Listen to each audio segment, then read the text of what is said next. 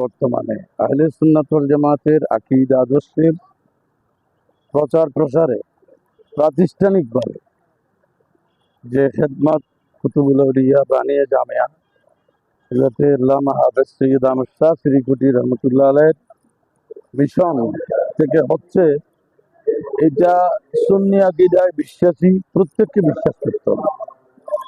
অতএব আমি আজকে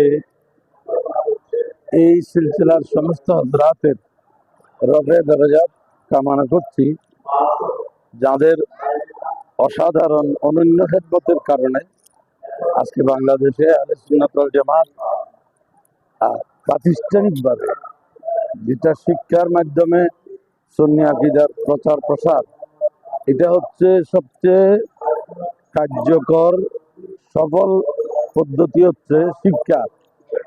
আজকে জামিয়া আহমদিয়া সুন্নি আলিয়া কামিল মাদ্রাসা, ঢাকার মোহাম্মদপুর কাদেরিয়া তেজরিয়া সহ সারা দেশে প্রায় 200-এর মতো প্রতিষ্ঠান, যেখানে ইসলামের মূলধারা সুন্নি আকীদা আদর্শের আলোকে শিক্ষা প্রশিক্ষণ চলছে।